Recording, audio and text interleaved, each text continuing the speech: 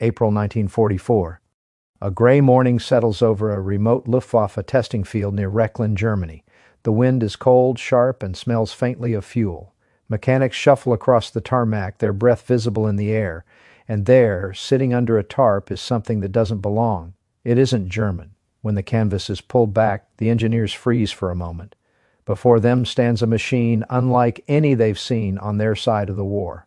A massive, brutish aircraft painted in fading olive drab, its nose ringed by a bright red cowling, the letters U.S. Army still faintly visible beneath streaks of oil and grime.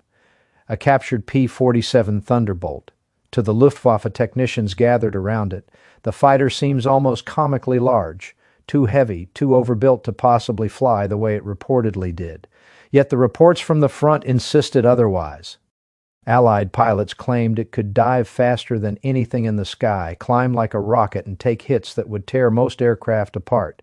Major Hans-Werner Reich, the Luftwaffe's chief test pilot for captured Allied planes, climbs the ladder to its cockpit. He's flown everything, from the nimble Bf-109 to the experimental jets still hidden in secret hangars.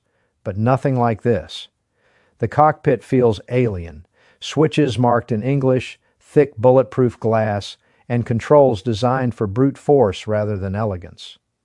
The German ground crew steps back. The engine coughs once, twice, and then erupts into life with a thunderous roar that shakes the hangars. Flames lick from the exhaust stacks, and for a moment Lersch's eyes widen.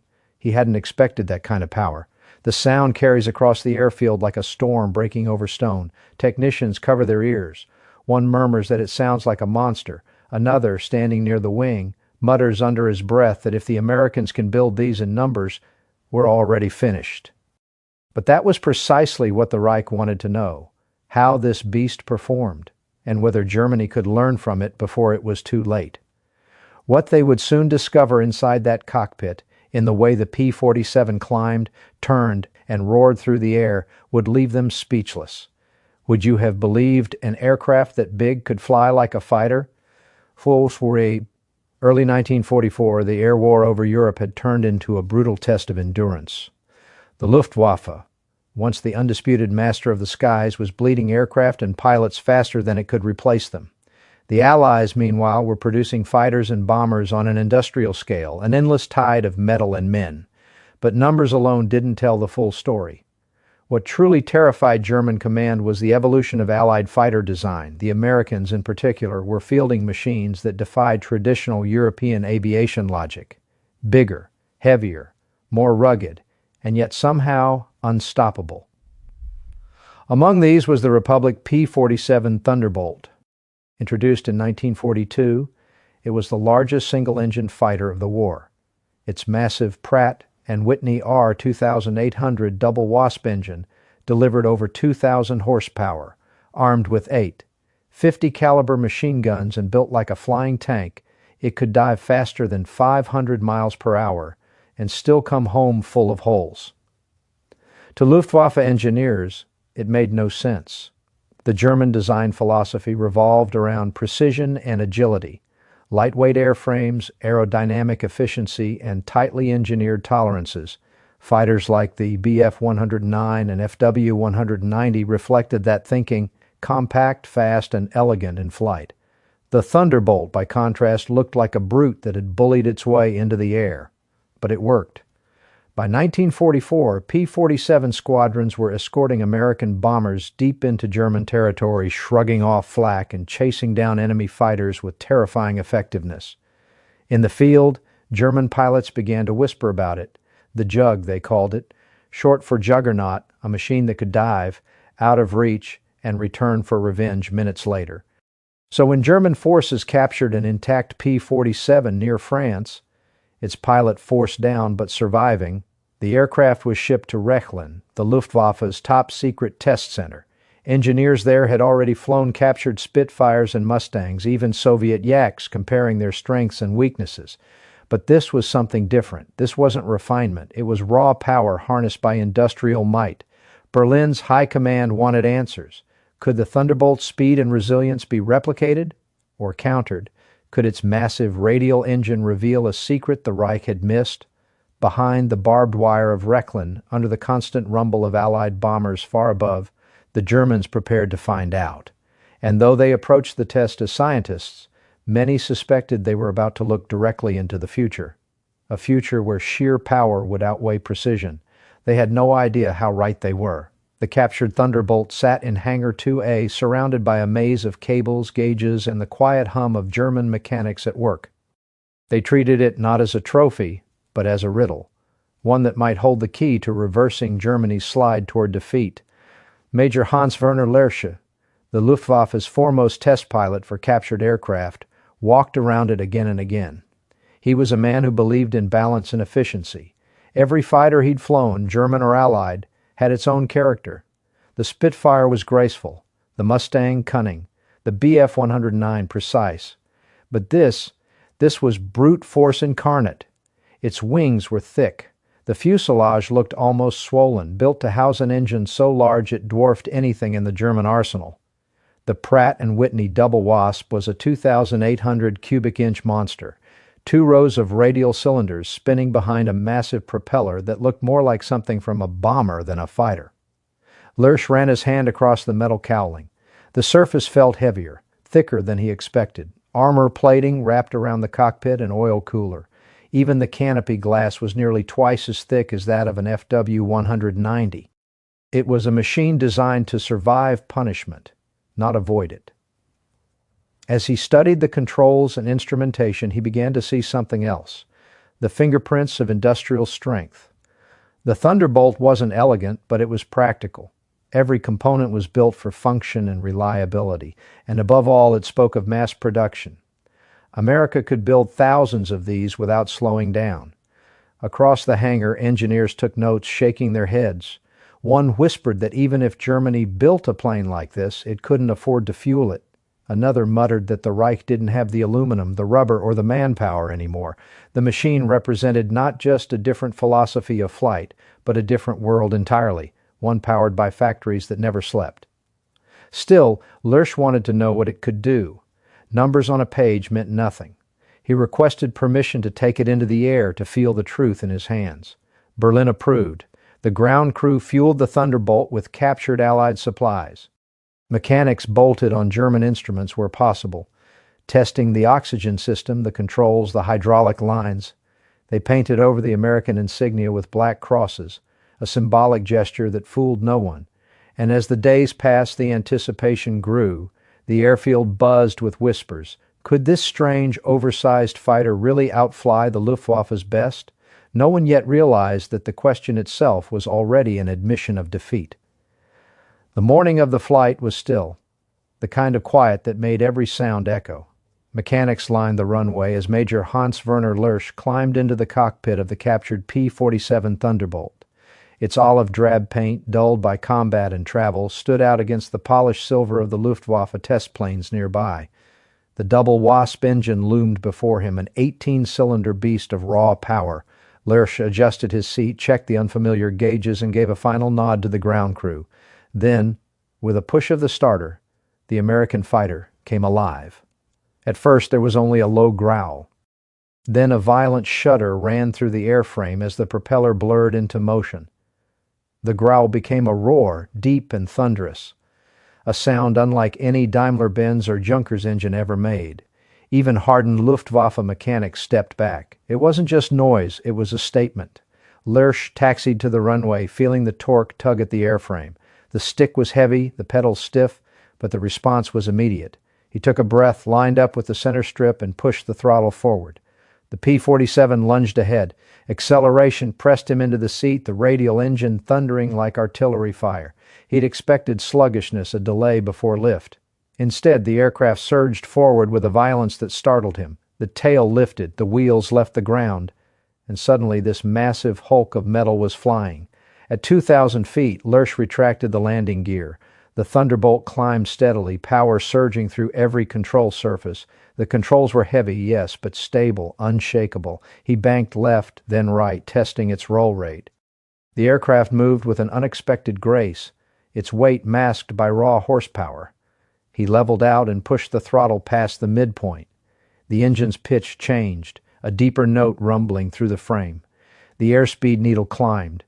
280, 320, 360 miles per hour. Then, without warning, the nose wanted to keep climbing. The Thunderbolt felt alive, almost hungry. Below, German engineers watched from the control station, murmuring in disbelief as the silhouette of the foreign fighter streaked across the sky faster than they had anticipated. It wasn't supposed to handle like that. It wasn't supposed to perform like that. Lersch leveled off at altitude and eased into a dive. The air howled across the canopy, instruments shaking as the speed built beyond 450 miles per hour. The frame held firm. No rattle, no vibration. Even at terminal speeds, the P-47 refused to fall apart. When he pulled out of the dive, the G-forces crushed him against his harness, but the aircraft didn't falter. The controls responded cleanly, power still roaring in reserve. In that instant, Lersch realized something that chilled him. Germany's best fighters were reaching the limit of what piston engines could do. But this machine, this American monster, was nowhere near its edge. Back on the ground, when he finally landed and climbed from the cockpit, his hands were still shaking. He didn't look at the mechanics or the officers waiting for his report. He simply stared at the aircraft, still ticking with heat, and whispered the only words that came to mind, "Unbelievable." When Lersch finally spoke in the debriefing room, his tone was measured, almost reluctant. The officers expected a routine evaluation, flaws to exploit, weaknesses to mock.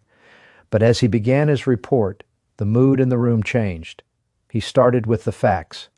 The Thunderbolt's acceleration was extraordinary, its climb rate unexpectedly high for such a large machine, its stability in dives unmatched.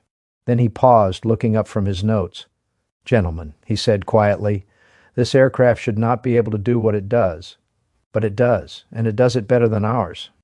A silence settled over the room. Someone coughed. Another officer frowned, muttering that perhaps the American engine had been tuned differently or the fuel unusually potent. But Lersch shook his head. "No," he said, "this is design, not luck." He explained how the Thunderbolt's turbo supercharger, an immense system of ducts, intercoolers, and piping running through the fuselage, allowed it to maintain full power even at high altitude. German engines, by contrast, gasped for air above 25,000 feet. The Americans had solved a problem the Reich's finest minds had wrestled with for years. Engineers pored over the diagrams and photos. They couldn't believe what they saw. An intricate industrial masterpiece hidden beneath layers of armor and machinery. It wasn't beautiful, not in the way German aircraft were, but it was brutally effective. Every inch was optimized for survivability and strength. Then came the final blow. During the test flights, the P-47 had endured dives beyond 500 miles per hour, something that should have ripped lesser fighters apart. Lersch described how it shrugged off the pressure, how even violent maneuvers barely strained its frame. "You could dive through hell," he said, "and still come home." Debroucherie, the German engineers exchanged uneasy glances. They had spent years perfecting lightweight designs, chasing agility, refining aerodynamics. But the Americans had gone the opposite direction, building something that could take damage, deliver punishment, and still bring its pilot home alive. The conclusion was undeniable. This wasn't just a different philosophy of engineering. It was a different philosophy of war. As the briefing ended, one officer muttered bitterly that it didn't matter. Germany couldn't build such machines even if it wanted to, not with factories burning, fuel dwindling, and bombers overhead each night. Outside, the airfield was silent except for the ticking of cooling engines. The P-47 sat there, still painted with the black cross of its captors, the morning sun glinting off its canopy. It looked almost smug, as if it knew something the others didn't. What would you have thought standing there, realizing your enemy's strength wasn't just in their pilots, but in their machines themselves? The tests continued for days, but the excitement faded quickly. The Luftwaffe engineers already knew the truth, and it gnawed at them. Every flight, every inspection only confirmed what no one wanted to admit. The Thunderbolt wasn't a miracle. It was the inevitable result of a nation with limitless resources and unshakable industry. When Lersch took the P-47 into the air again, the tone was different. The observers no longer leaned forward in fascination. They watched in uneasy silence. They measured every climb, every turn, every dive, but each line on the chart was a wound to German pride. Even at altitude, where German engines struggled, the Thunderbolt kept climbing, the turbo supercharger howling like a living thing. At 30,000 feet, Lurch throttled back and gazed down through the canopy. Below him lay a country exhausted by war, fields cratered, cities burning, rail lines broken. The irony wasn't lost on him. He was flying the future, but for the wrong side. Back on the ground, the engineers worked through the night, dissecting the American engine like surgeons desperate to understand an alien anatomy. They realized that the Thunderbolt's construction, its welds, its cooling system, its supercharger, required industrial processes that Germany simply couldn't replicate anymore, not without oil, aluminum, or the labor to sustain it. By April's end, word reached the testing facility. More Allied raids, more lost factories, more pilots dead. The Reich was collapsing, even as its brightest minds studied the symbol of the power that was crushing it. Lurch's final report was quietly circulated to senior Luftwaffe command. His words were careful but clear. The Thunderbolt represented an industrial and mechanical superiority beyond Germany's reach. It was, in his words, a warplane built by a nation that never has to choose between quality and quantity. He flew it once more, one last test. The roar of the Double Wasp filled the sky, echoing across the airfield. Mechanics stopped what they were doing, watching as the massive American fighter disappeared into the clouds. For a moment, even they could feel it. That strange, conflicting mix of awe and despair. When he landed, Lurch cut the engine and sat in silence for nearly a minute before climbing down. He looked at his crew, eyes tired, and said simply, "We can't match it." In that instant, the illusion of parity, the belief that Germany could still out-engineer its enemies, died quietly on that runway. Can you imagine standing there watching your world unravel under the thunder of a captured enemy's engine? The Thunderbolt was never flown again at Rechlin after that final test.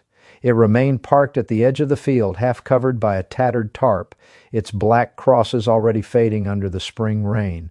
Engineers had stripped much of its internals for study, the turbo supercharger, the control systems, the armor plating, but their reports read like postmortems rather than blueprints. The Reich could understand the machine, but it could not become the kind of nation that built it. By summer, Rechlin itself came under attack.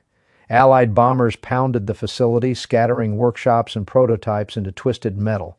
Somewhere amid the wreckage, the captured Thunderbolt was destroyed, ironically, by the same kind of aircraft it had once represented, but the lessons it left behind would echo in the minds of the men who had touched it. The German engineers had seen what the future of warfare looked like, machines driven by power, range, and industrial depth. For all of Germany's innovation, it had built an air force on the assumption that war would be short, decisive, and fought within reach of its factories. The Americans had built for the opposite, for endurance, for distance, for inevitability. In the months that followed, the Luftwaffe's decline accelerated. The FW 190 seconds and Me 109 seconds were still deadly in the hands of veteran pilots. But they were now outnumbered, outpowered, and outflown. The P-47, along with the P-51 Mustang, became symbols of Allied dominance in the air, escorting bombers deep into the heart of Germany, striking airfields, railways, and convoys with impunity.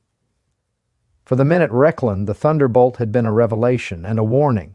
The war was no longer a contest of brilliance, but of endurance, a struggle the Reich could not sustain. Lurch was transferred later that year, continuing his work as a test pilot for other captured Allied machines, yet he would later admit that none had left such an impression as the P-47. It was not refined, he recalled years after the war, but it was unstoppable. That word, unstoppable, seemed to define the closing months of the conflict. The Allies advanced on every front. The skies belonged to the bombers, and the Luftwaffe, once the sharpest blade of the German war machine, was left dull and broken. What began as an experiment to understand an enemy's aircraft ended as something deeper, a quiet realization that the war had already been lost, not in the skies, but in the factories, foundries, and assembly lines across the Atlantic. When the war finally ended in 1945, the world lay in ruins, but the sky belonged to the victors. Among the wreckage of Europe's airfields and hangars, the legend of the P-47 Thunderbolt endured, whispered about even by those who had once been its enemies. For the German engineers who survived, the Thunderbolt became a symbol of a sobering truth. Technology alone could not win a war. only the ability to build it endlessly, relentlessly, without pause. They had witnessed that truth firsthand in the deep rumble of an American radial engine shaking the air over Rechlin. In the years that followed, those who had studied the captured P-47 would share their notes with the Allies, not as prisoners, but as participants in a new scientific age. Many of them went on to work in post-war aviation programs, some under Operation Paperclip, others in the Soviet Union, each carrying with them the memory of that impossible machine that had changed how they viewed flight forever. For the Allies, the Thunderbolt became a cornerstone of air power doctrine. Its lessons in durability, power, and adaptability shaped generations of aircraft to come. Even as jets replaced propellers, the DNA of the Jug lived on, in every fighter designed to take damage, strike hard, and return home. And for Hans-Werner Lersch, the memory of that April day never faded. In his post-war writings, he described the experience of testing the Thunderbolt not as an act of espionage, but as an awakening. In it, he wrote, "I felt the might of a nation, not just its machines. It was the sound of inevitability." Today, historians look back at that single moment in 1944, when German engineers stared in disbelief at a captured American fighter and see more than just a technical encounter. It was the collision of two worlds, one built on precision and pride, the other on power and production. The outcome of that collision would define the rest of the century. The roar of the P-47 at Rechlin was more than an engine test. It was the sound of the old world dying and a new one taking flight. Do you think history could have gone differently if the Reich had learned from that machine, or was the Thunderbolt's power a destiny no nation could stop?